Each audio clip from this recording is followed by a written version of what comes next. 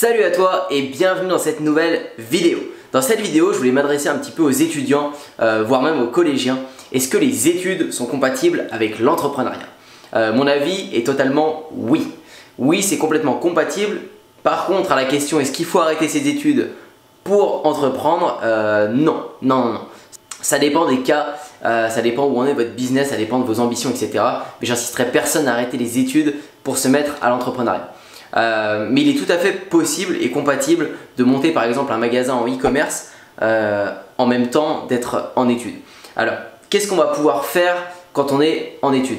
Si vous êtes, admettons, dans des études supérieures, si vous êtes au lycée, vous pouvez tout à fait, comme je disais, monter un business e-commerce. Un business e-commerce, ça va être par exemple un magasin avec Shopify. La plateforme Shopify, c'est une plateforme pour créer un site web sans trop de connaissances techniques, voire aucune connaissance technique. Ça se fait super bien.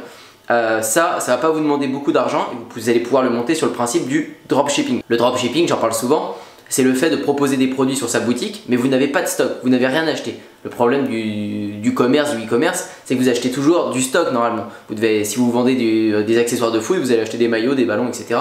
Et il vous faut peut-être 10 000 € pour avoir un stock. Le dropshipping, il n'y a pas besoin, vous investissez zéro. Mais vous proposez quand même les produits que vous souhaitez sur votre site.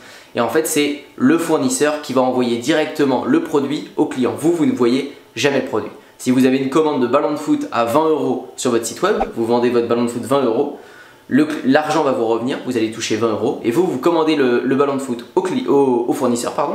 Donc ça vous coûte peut-être 5 ou 10 € en fonction de la marge que vous avez faite.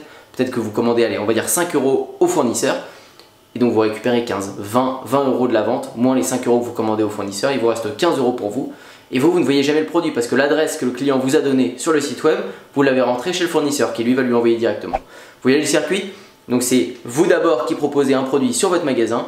Une fois qu'il y a une vente, c'est directement envoyé au fournisseur, enfin où c'est vous qui passez la commande. Et hop, le fournisseur l'envoie au client. Et vous ne voyez jamais le produit et vous n'avez pas de stock à investir. Ça, c'est un business à monter quand on est étudiant, quand on n'a pas trop de moyens. C'est un bon business à monter au départ. Alors il y a ça, j'en parle parce que je connais bien, c'est ma principale source de revenus. Mais il y a beaucoup d'autres choses. Vous avez l'affiliation, vous pouvez aussi vendre des produits avec Amazon, Amazon FBA. La différence avec Amazon, c'est que vous n'allez pas avoir de boutique. Vous allez pouvoir directement mettre ça sur une page Amazon et profiter de la notoriété d'Amazon. Amazon a une énorme notoriété et il a une énorme source de trafic. Tous les jours, il y a du trafic. Donc vous allez pouvoir mettre votre produit sur une page Amazon. Le seul problème, et ce que j'aime pas avec ça, c'est que vous ne récoltez pas les mails. Vous n'avez pas les mails des clients. Alors si vous débutez, vous n'allez pas comprendre à quoi ça sert les mails, mais je peux vous dire que c'est votre mine d'or. Et avec Amazon, le client paye et vous ne récoltez pas les mails des acheteurs. Tandis que sur votre boutique, vous récoltez les mails. Et là, vous allez pouvoir faire évoluer votre boutique avec le temps. Donc il y a ça, donc Shopify avec le dropshipping, Amazon pour vendre pareil des produits en dropshipping, mais sur une page produit, pas sur un magasin. Et ensuite vous avez aussi par exemple le consulting. Le consulting, j'aime énormément ça, j'en fais aussi un peu, du consulting pour les particuliers ou pour les professionnels. Vous pouvez démarcher les entreprises pour gérer par exemple leurs réseaux sociaux, rien que pour gérer par exemple leur compte Instagram, leur compte Facebook, leur compte YouTube, etc. Tout ça vous pouvez prendre 800 €, vous pouvez prendre 900 € par mois pour gérer leur compte, pour publier tous les jours, pour répondre aux commentaires, etc. Ça prend un temps fou. Il y a beaucoup d'entreprises qui ne savent pas trop gérer ça. En tout cas en tant que jeunes, on connaît beaucoup mieux ça que des entrepreneurs de l'ancienne génération qui connaissent beaucoup moins bien les réseaux sociaux. Alors il y en a quelques-uns qui s'y sont intéressés, qui connaissent très bien, mais il y a beaucoup d'affaires à prendre dans le marché du consulting là-dessus.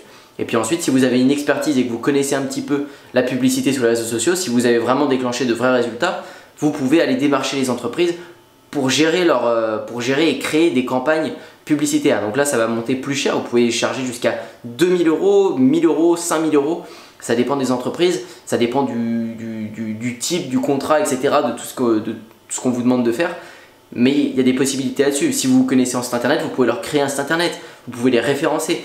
Il y a plein de choses à faire en consulting et tout ça, vous pouvez le faire avec vos études, en plus de vos études. Alors voilà pour cette vidéo, j'espère que ça t'a plu, j'espère que tu as appris des choses. Si tu as des questions par rapport à tout ce que tu peux faire, n'hésite pas à me les mettre dans les commentaires, il y a sûrement d'autres choses que tu peux faire. Moi je te parle de ce que je connais et ce que je sais qui marche. Enfin voilà, c'est tout pour cette vidéo. Si tu as aimé, n'hésite pas à liker et à t'abonner, ça me fera extrêmement plaisir et tu le sais, ça me booste à faire encore plus de vidéos. Moi je te dis à bientôt pour une prochaine. Bye bye.